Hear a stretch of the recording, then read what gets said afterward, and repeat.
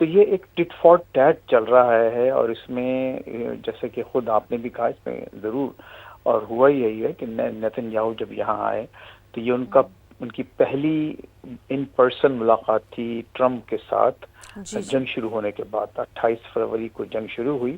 اس کے بعد یہ ان کی پہلی وائٹ ہاؤس میں باقاعدہ ون آن ون ان سے ملاقات رہی. نمبر 1.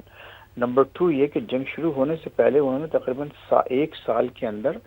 7 دورے کیے تھے واشنگٹن کے، اور ظاہر ہے کہ ان کی پوری خواہش اور ان کی جتنی بھی لابیز امریکہ میں بھی جو موجود ہیں، اسرائیلی لابیز، جوش لابیز، وہ یہ چاہتے ہیں کہ ایران کے ساتھ معاملات طاقت کے ذریعے حل کیے جائیں. اچھا اب اس میں کوئی شک نہیں، آپ نے جو جیسا کہ فرمایا کہ پاکستان نے خصوصاً قطر تو بعد میں شامل ہوا، اصل تو جی کردار اور جو ایک انتہائی جو اہم کردار میڈیشن ادا کا رول کیا وہ پاکستان کی قیادت نے کیا، اور اس کو وہاں تک لے کے آئے جہاں ایک آلموسٹ امپاسبل ایک اس کو اسٹیپ سمجھا جاتا تھا کہ ایم او یو سائن کیا دونوں صدور نے، یعنی صدر ٹرمپ نے بھی اور صدر پزیشکیان نے، ایران کے دونوں نے وہ سائن کیا. پھر پاکستانی پرائم منسٹر شہباز شریف صاحب نے بھی ایز اے گارنٹور اس کو سائن کیا، میڈیٹر سائن کیا. تو یہ بہت بڑا بریک تھرو تھا دنیا کے لیے، جی اور دنیا یہ سمجھ رہی تھی کہ اب معاملات بہتری کی طرف جائیں گے. اچھا، اس میں دیکھیے اس میں جو بات تھی، جو ایک بہت سے ہمارے اپنے تجزیہ کاروں نے اس کو یہ سمجھ لیا کہ ایم او یو جو ہے وہ ایک فائنل ڈاکومنٹ ہے، اور اب جو کچھ بھی اس میں لکھ دیا گیا ہے وہ پتھر کی لکیر ہے، اور اس پر اب کچھ بات نہیں ہو سکتی. حالانکہ ایم او یو جو ہے بائی ڈیفینیشن وہ ایک میمورینڈم آف انڈرسٹینڈنگ کہا جاتا ہے، وہ ایک فائنل صحیح. ٹریٹی یا اس کو لیکن معاہدہ بہت نہیں کہا امیڈیٹ گیا. فیصلہ اور قطع کلامی کی معذرت، ایک بہت امیڈیٹ وائلیشن پھر ہم نے اس کی دیکھی بھی. اور جو بات آپ کر رہے ہیں جس طریقے سے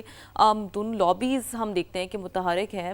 جو شاید بائی انٹینشن نہیں چاہ رہے کہ یہ معاملات اس جانب افہام و تفہیم سے حل ہوں. تو فیصلہ چونکہ آپ خود واشنگٹن میں موجود ہیں، بڑا قریب سے معاملات کو دیکھ بھی رہے ہوتے ہیں، لیکن لیڈرشپ کا تو کسی حد تک یہ فیصلہ تھا، جیسے کہ امریکی صدر ڈونلڈ ٹرمپ، یو میں کریکٹ می فیصل صاحب، انہوں نے تو خود کہا تھا کہ اسرائیل چاہتا ہے کہ وہ مجھے جنگ میں دھکیلے، جبکہ میں نہیں چاہتا، میں اس جنگ سے باہر نکلنا چاہتا ہوں. تو جب لیڈرشپ کا یہ موڈ ہے تو پھر واٹ میکس them resist کہ وہ پھر معاملات بالآخر اس طرح کی لابنگ سسٹم کے آگے آ کے مجبور ہو جاتے ہیں. جی دیکھیے، بہت اچھا پوائنٹ ہے آپ کا یہ، اور اس میں کوئی شک نہیں کہ صدر ٹرمپ نے بارہا یہ کہا ہے، اور خود ان کے اپنی پارٹی کے جو بڑے اہم ارکان ہیں اور ان کے اپنی پارٹی کے جو بڑے بڑے جو اینالسٹ اور پنڈٹس ہیں، انہوں نے بھی یہ بالکل کھل کر یہ بات کی کہ جنگ اس وقت امریکہ کے حق میں نہیں ہے، امریکہ کے مفاد میں نہیں ہے، اور امریکہ کا براہ راست ایران کے ساتھ کوئی ایسا کلیش نہیں ہے، ایسا کوئی بہت بڑا کانفلکٹ نہیں ہے جس کی بنا پر آپ جا کر اتنے شدید حملے وہاں کریں. یہ ایک بالکل سوچی سمجھی رائے صدر ٹرمپ کی بھی ہے، اور بالکل. ان کے آس پاس کے لوگوں کی رہی ہے. لیکن جیسا کہ خود پھر وہ جو آپ کا جو کامنٹ تھا، میں وہ الفاظ تو نہیں دہراؤں گا، لیکن جو آپ کا کامنٹ تھا کہ نیتن یاہو بہرحال یہاں پر آئے، انہوں نے پھر ایک ون آن ون ان سے میٹنگ کی، اور پھر باقاعدہ ان کی کیبنٹ کے ساتھ میٹنگ کی، اور آپ نے دیکھا کہ دوبارہ ایک طرح کی ایک ہارڈ لائنر ایک پوزیشن یہاں امریکہ نے اور ٹرمپ نے خصوصاً لی ہے. اچھا دیکھیے، اس میں اب یہ بھی ہے کہ ظاہر ہے کہ خود ایران کا جو معاملہ ہے وہ ایران کی اپنی جو کیا سوچ ہے، وہ یہ سمجھتے ہیں کہ ہم امریکہ کو مشکل میں ڈال کر کم از کم ان کے حق میں یہ ہے کہ اگر وہ بات چیت کریں گے تو ان کو اس بات پر اعتبار نہیں ہے کہ اگر ہم نے بات چیت کر بھی لی تو پہلی کی طرح یہ نہیں ہوگا کہ دوبارہ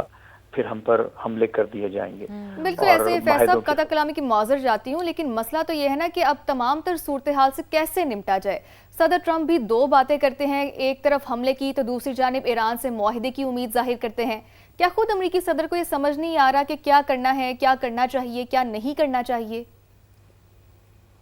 دیکھیے وہی بات ہے کہ اگر ٹرمپ کو اس وقت اگر چوائس ہے اور ان کے پاس، تو ان کی ذاتی اس وقت خواہش یہ ہے کہ وہ اس وقت فوری طور پر اس جنگ سے نکل آئیں. یہ انہوں نے نہ صرف بارہا اس کا اظہار بھی کیا ہے، اور خود ان کا ڈیمینر اور ان کا وہ، چونکہ دیکھیے وہ ہر وقت یہ بھی کہتے ہیں کہ ہاں ہم بات چیت کر رہے ہیں، ہم ایرانی ہم سے بات چیت کرنا چاہتے ہیں، وہ اپنے انداز میں کہتے ہیں، لیکن وہ کہتے یہی ہیں کہ بات چیت ہو رہی ہے، بات چیت ہوگی، اگر بات چیت نہیں ہوئی تو ہم حملے کریں گے۔ لیکن جو اب دیکھیے اس میں ظاہر ہے کہ پاکستان چونکہ ایک پڑوسی ملک ہے، 900 کلومیٹر کا بارڈر شیئر کرتے ہیں، اس کے بعد ایک برادر اسلامی ملک ہے، تو ظاہر ہے کہ وہاں کے عوام کو کی ہمدردیاں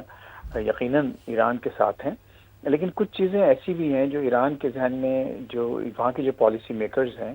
جیسے میں نے اس سے پہلے عرض کیا کہ وہ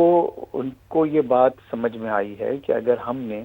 اس موقع پر مفاہمت کر کے، کوئی معاہدہ کر کے خاموش ہو گئے اور ہم نے اپنا لیوریج اسٹریٹ آف ہارمز پر ختم کر دیا، اگر ہم نے اس کو بالکل نیویگیشن کے لیے، جہاز رانی کے لیے کھول دیا، تو پھر ہمارے ہاتھ میں کچھ نہیں رہے گا۔ یہ میں ایرانی قیادت کی بات کر رہا ہوں، اور پھر ہوگا یہ کہ جب ہمارے ہاتھ میں کچھ نہیں رہے گا تو پھر امریکہ اور اسرائیل دونوں مل کر پھر ہم پر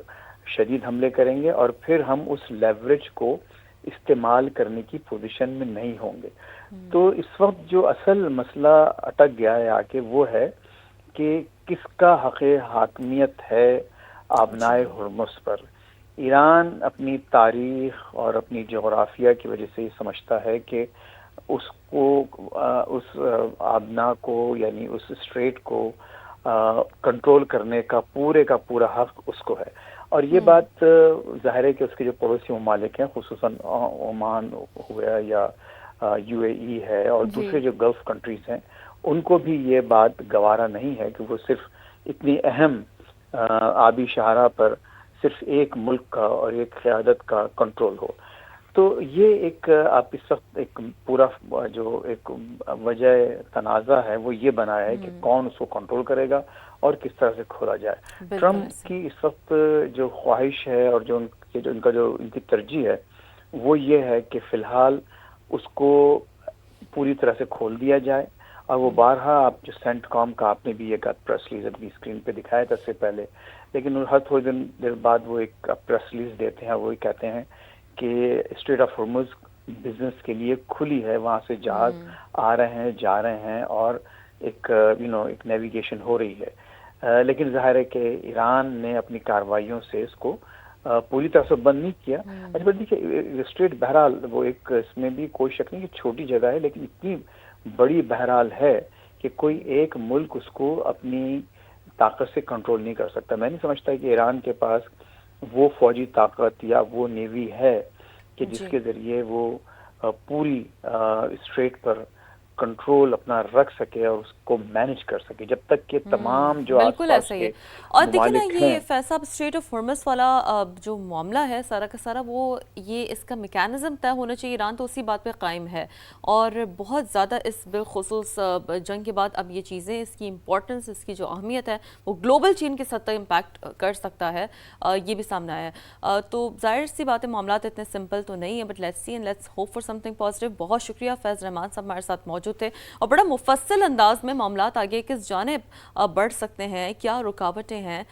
کیا چیلنجز ہیں، اس بڑا تفصیلاً سما کے ناظرین کو اپنا انالیسس دیا۔ تو جی آگے بڑھتے ہوئے آپ لوگوں کو یہ بتا دیتے ہیں کہ سعودی عرب کا غزہ میں اسلحے کے خاتمے سے متعلق معاہدے کا خیر مقدم، سعودی وزارت خارجہ کے معاہدے پر امریکی صدر کی قیادت کی تعریف سامنے آئی ہے، اور سعودی وزارت خارجہ کے غزہ میں جامع امن منصوبے پر مکمل عمل درآمد پر زور بھی اس موقع پر سامنے آیا۔ سعودی عرب کا غزہ سے اسرائیلی افواج کی مکمل انخلا کا بھی مطالبہ ہے، انسانی امداد کی بلا تعطل فراہمی ممکن بنائی جائے۔ سعودی وزارت خارجہ نے ایسا کہا ہے۔ فلسطینی اتھارٹی کی غزہ واپسی امن منصوبے کی کامیابی کے لیے اہم قرار اور 2 ریاستی حل کی حمایت کرتے ہیں، یہ بھی بہت امپورٹنٹ سٹیٹمنٹ ہے جو کہ سعودی عرب نے دیا ہے۔ خطے میں پائیدار امن ہی سیاسی حل سے ممکن ہے، سعودی وزارت خارجہ کی جانب سے یہ بھی کہا گیا ہے۔ تو